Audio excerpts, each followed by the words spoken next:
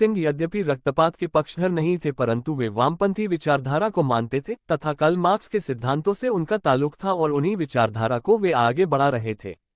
यद्यपि वे समाजवाद के पक्के पोषक भी थे, कालांतर में उनके विरोधी द्वारा उनको अपने विचारधारा बताकर युवाओं को भगत सिंह के नाम पर बरगलाने के आरोप लगते रहे हैं।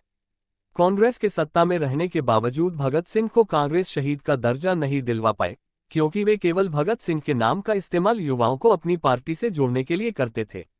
उन्हें पूंजीपतियों की मजदूरों के प्रति शोषण की नीति पसंद नहीं आती थी। उस समय चूंकि अंग्रेज ही सर्वसेवा थे तथा बहुत कम भारतीय उद्योगपति उन्नति कर पाए थे, अतः अंग्रेजों के मजदूरों के प्रति अत्याचार से उनका विरोध स्वाभाविक था। मजदूर विरोधी ऐसी नीतियों को ब्रिटिश संसद में पारित न होने देना उनके दल का निर्णय था। सभी चाहते थे कि अंग्रेजों को पता चलना चाहिए कि हिंदुस्तानी जाग चुके हैं और उनके हृदय में ऐसी नीतियों के प्रति आक्रोश है। ऐसा करने के लिए ही उन्होंने दिल्ली की केंद्रीय असेंबली में बम फेंकने की योजना बनाई थी।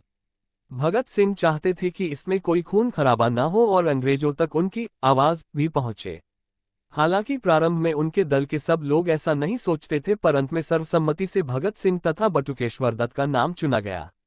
निर्धारित कार्यक्रम के अनुसार 8 अप्रैल 1929 को केंद्रीय असेंबली में इन दोनों ने एक ऐसे स्थान पर बम फेंका जहां कोई मौजूद न था, अन्यथा उसे चोट लग सकती थी। पूरा हाल धुएं से भर गया।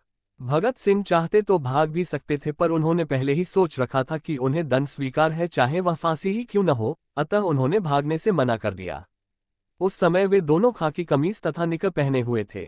बम फटने के बाद उन्होंने इनकलाब जिंदाबाद, साम्राज्यवाद मुर्दाबाद का नारा लगाया और अपने साथ लाए हुए पर्चे हवा में उछाल दिए। इसके कुछ ही देर बाद पुलिस आ गई और दोनों को गिरफ्तार कर लिया गया।